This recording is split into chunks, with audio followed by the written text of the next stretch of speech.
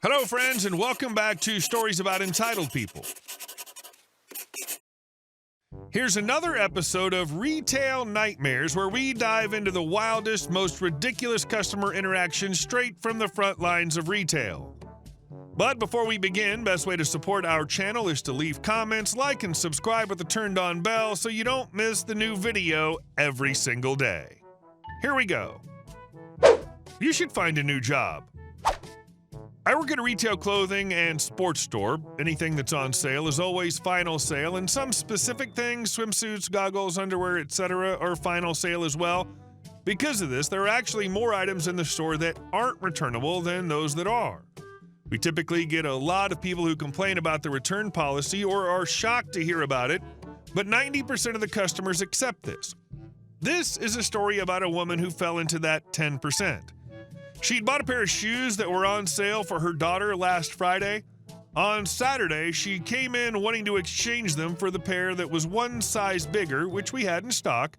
I politely told her about our return policy, but she said that she told whoever was working the day before that she wasn't sure on the size and tried to call her daughter, but she didn't pick up. I then asked to see her receipt, which had final sale stamped on it in red ink, and the return policy stapled onto the back of the receipt, which said that all sale items were not returnable or exchangeable. She insisted that the girl helping her on Friday had known and said it was okay, so I sent her a quick text to ask if she knew.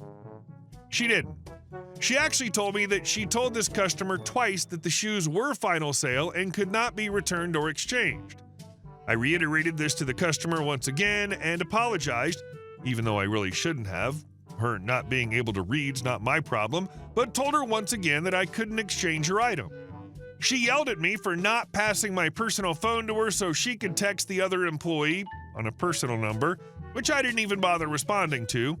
She then reiterated herself once again, but I tried to explain that I didn't want to get in trouble with corporate for ringing a transaction through. The customer asked to speak with corporate, whose card and phone number I gave her. She then looked at me and started yelling at me for my terrible service attitude and lack of respect for the customer.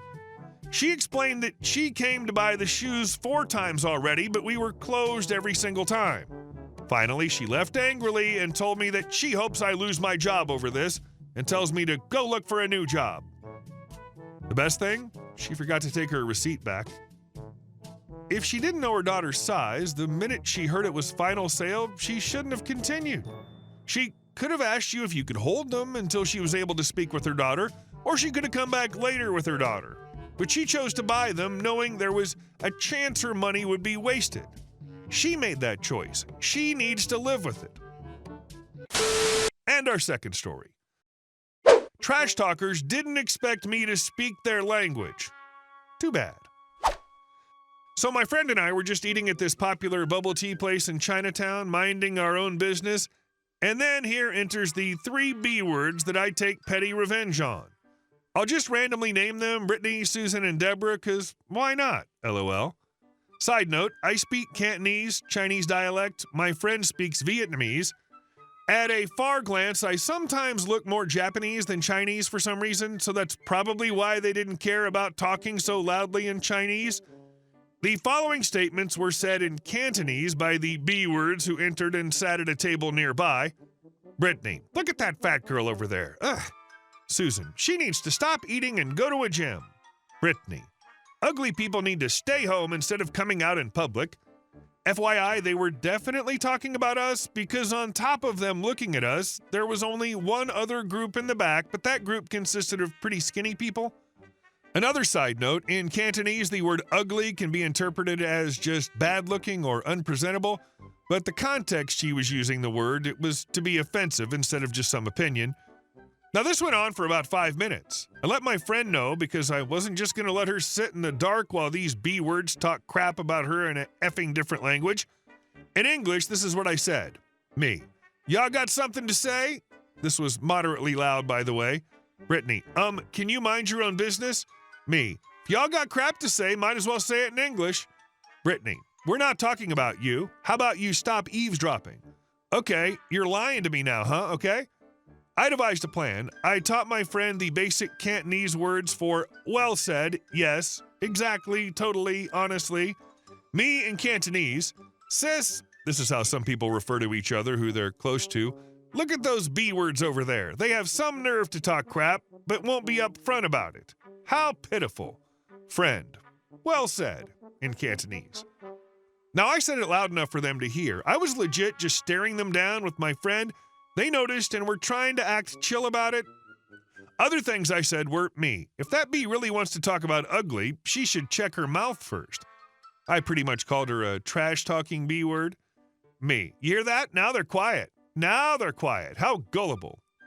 Me. This ugly bee is so insecure about herself, she has to talk crap about people behind their backs. Now Brittany had to go get some sauce, and I thought it'd be a great idea to go get napkins with my friend at the same time. Napkins and sauces were next to each other at the front. We timed it to where we ran into Brittany, and she's just looking at us. Then I say, me, move. My fat friend's coming through. You might as well back away before you get any of her ugly. Brittany backs away, and my friend and I walk over to get napkins. Then I thought of this nice gem. Me, hey, you lowly people, do y'all need napkins? Might as well clean up your mouths or even hide your ugly faces. I used a term that translates to lowly person, but it's more offensive in Cantonese. Anyways, we go back to our table and just look at the trio of B words. Finally, Brittany said something, but this time in English. Brittany, what do you want from me? Me, I want you and your friends to go home since Yano, ugly, people need to stay home instead of coming out in public. Deborah suggests that they just apologize for the fat shaming, but Brittany wants to be stubborn. I continue my Cantonese comments for about a minute before Brittany just picks up her stuff and leaves in anger. Her two friends follow a few seconds later. I honestly took things out of proportion with my comments, but then again, it all started with the fat shaming. Like, it's okay if you call someone fat because it's kind of a fact if my friend is fat, but you don't just say how her being fat makes her ugly and then say the rest of those negative things. Great job. The vast majority of these kinds of stories where a jerk doesn't think other people speak their language usually just amounts to the other person sitting there listening for a long time and then at the end saying a really short phrase in that language, smirk, and then go on your way. It's so satisfying to see that you not only called out this girl, but also wouldn't drop it since she insisted on being stubborn. And our last story. My crazy neighbor thought she owned my property. Now she's about to lose her home. I've dealt with some bad neighbors before, but none of them come close to the absolute nightmare that moved in next door. This woman, let's just call her Karen, has made it her life's mission to make my existence miserable. At first, it was just the barking. She owns 4 miniature dachshunds, and these little demons never stop yapping. The moment I so much as breathe near my back door, they explode into a deafening chorus that makes my blood pressure spike.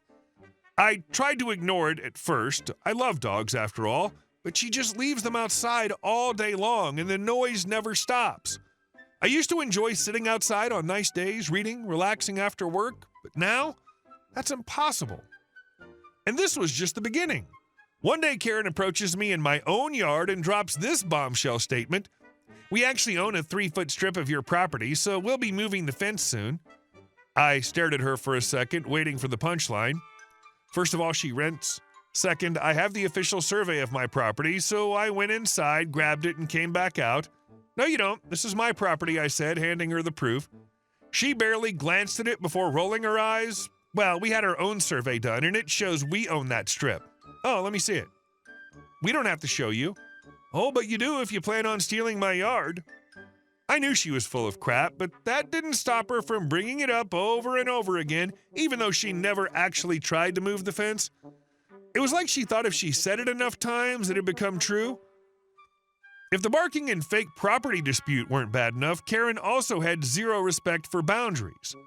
One day I came home from work and noticed her water drainage pipe had been moved right into my backyard. A few days later, she put her garbage cans in my driveway, then she started dumping debris on my property. One morning, I actually caught her emptying her vacuum cleaner into my driveway, just flipping it open and dumping the dust and pet hair like my home was her personal landfill. That was bad enough, but when fall came, she took things to another level. She started blowing leaves over the fence into my yard. Not just leaves that had fallen in her yard, no, she actually gathered them from other parts of her property and dumped them onto mine. I locked my gates. She climbed onto a damn ladder, leaned over my fence, and used a leaf blower to scatter the piles I'd already raked right back onto my lawn. At that point, I was done playing nice. I installed cameras after that stunt. If she was going to keep trespassing, I was going to get proof. Of course, she continued her crazy antics, but now I had everything on video. Meanwhile, she started getting paranoid. She accused me of calling the cops on her daughter's illegal car. I didn't. She accused me of leaving a note about her garbage. I didn't. She even called the health department on me for my grass being too long. It wasn't, and the health department ignored her. Every time I came home, I braced myself for whatever nonsense she was pulling that day. But instead of losing my temper, I came up with a better plan. Since she rents, I knew she had one weakness, her landlord. So I started collecting evidence. I took photos of the garbage dumping. I saved video footage of her climbing onto a ladder and trespassing over my fence. I documented every incident, making sure to keep records of everything. Once I had enough, I reached out to her landlord, who probably had no idea what kind of nightmare tenant he had. I laid out everything in a clear, detailed report. His response? I had no idea she was causing this much trouble. I'll take care of it. Now I'm waiting patiently for the eviction notice to land in her mailbox. Update.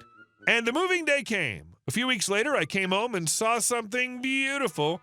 Karen, red-faced and muttering under her breath, was hauling boxes to her car. A moving truck was parked in her driveway, and for the first time in forever, her damn dogs were silent. I didn't ask questions. I didn't offer to help. I just stood on my porch, sipped my coffee, and enjoyed the sight of her finally leaving. Oh, this is the kind of victory that tastes better than the first sip of coffee on a Monday morning. Moral of the story? When a Karen plays checkers, play chess. When she escalates, document everything. And when she finally gets what's coming to her, enjoy every second of it. You, my friend, won the neighborhood war. Hey guys, thank you all for watching the video. I'll see you in the next one.